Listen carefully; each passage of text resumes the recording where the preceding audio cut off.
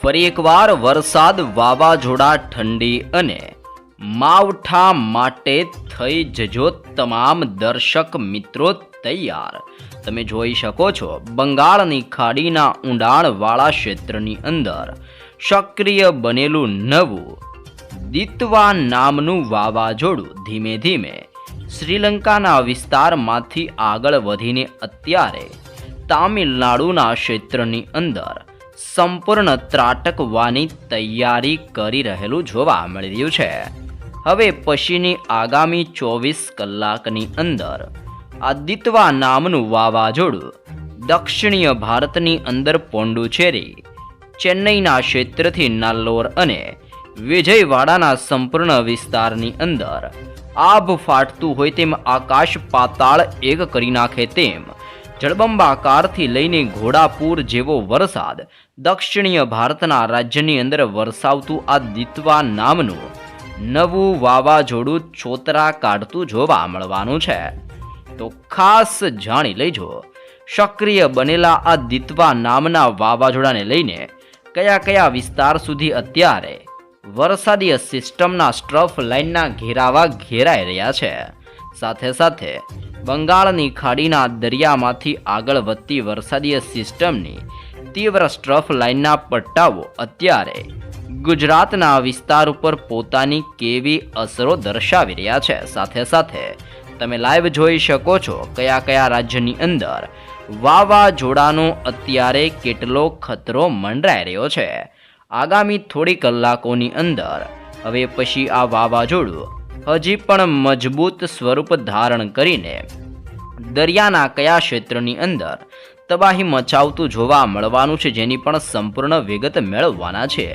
આ બધાની સાથે સાથે શું ગુજરાતના હવામાનની અંદર બંગાળની ખાડીના દરિયામાં સક્રિય બનેલા દિત્વા નામના વાવાઝોડાને લઈને ગુજરાતના હવામાનની અંદર પલટાવ આવશે કે નહીં, ગુજરાતની અંદર માવઠું અસર દર્શાવશે કે નહીં અને કયા કયા વિસ્તારોની અંદર કેવા પલટાવ આવવાની સાથે ગુજરાતની અંદર આગામી 5 દિવસ સુધી હવામાનની અંદર પલટાવને લઈને શું આગાહી કરવામાં આવી છે, જેની પણ આપણે સંપૂર્ણ વિગતો મેળવવાના છીએ। સાથે સાથે હવે પછી બંગાળની ખાડીનું દિત્વા નામનું વાવાઝોડું પોતાની દિશા બદલી અને મોટા વળાંક લઈને કયા કયા ક્ષેત્રની અંદર કેવી અસરો દર્શાવશે અને આગામી દિવસોની અંદર ગુજરાતના હવામાનની અંદર વાવાઝોડાને લઈને કેવી હલચલો સક્રિય બનશે, જેની પણ આપણે સંપૂર્ણ વિગત મેળવવાના છીએ। તો ખાસ જાણી લેજો અત્યારે બંગાળની ખાડીનું દિત્વા નામનું વાવાઝોડું કયા વિસ્તારની અંદર પોતાની સૌથી ભયંકર અસર દર્શાવી રહ્યું છે। તમે લાઈવ મેપની અંદર જોઈ શકો છો અત્યારે બંગાળની ખાડીનું વાવાઝોડું ધીમે ધીમે દરિયાની અંદર આગળ વધીને પોંડુચેરીના દરિયાઈ કાંઠાના ક્ષેત્રથી ચેન્નઈ અને નાલ્લોરના ક્ષેત્રની અંદર હવે પછી આગામી 24 કલાકની અંદર ટકરાતું જોવા મળવાનું છે।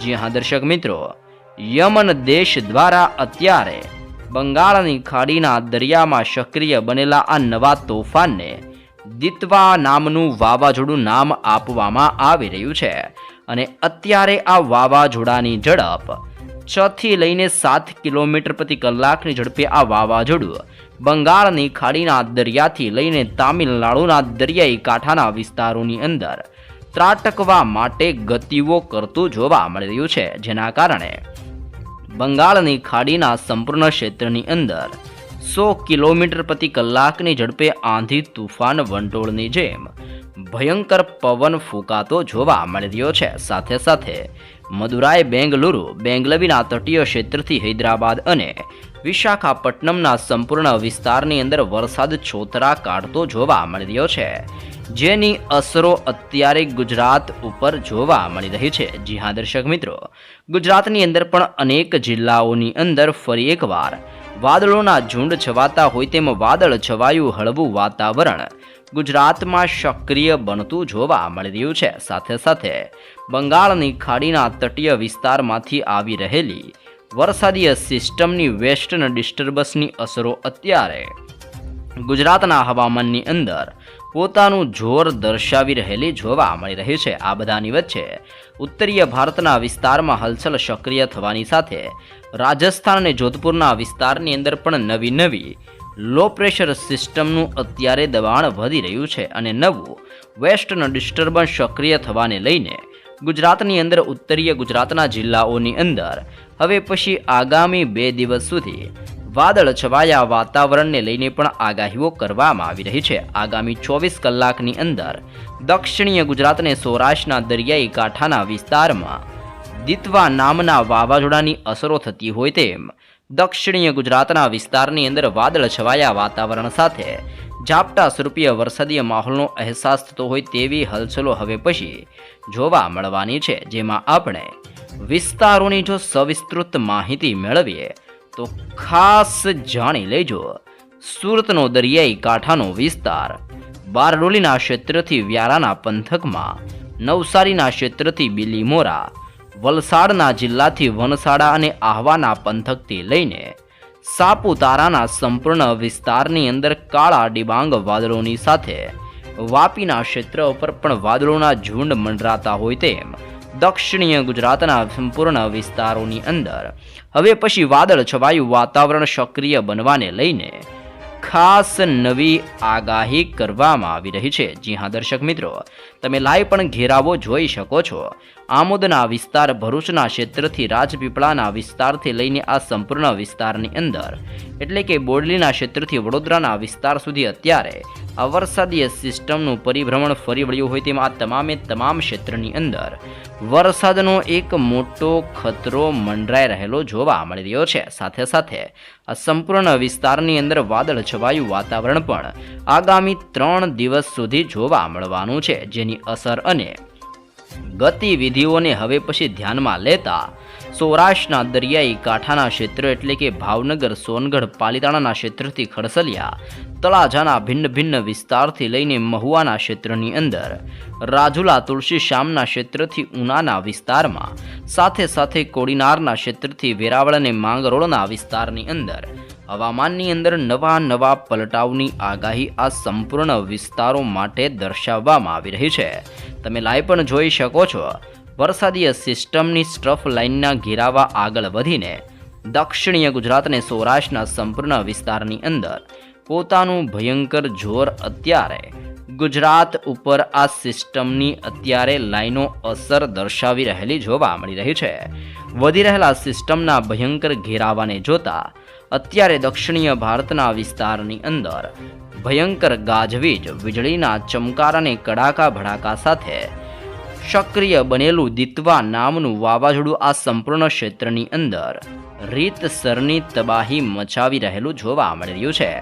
પાછલા 48 કલાકની અંદર શ્રીલંકાના ક્ષેત્રની અંદર 120 લોકોથી વધુ લોકોના મોત થયાના સમાચાર સામે આવી રહ્યા છે. જી હા દર્શક મિત્રો, 120થી વધુ લોકોના મોત શ્રીલંકાના વિસ્તારોમાં થઈ ચૂક્યા છે.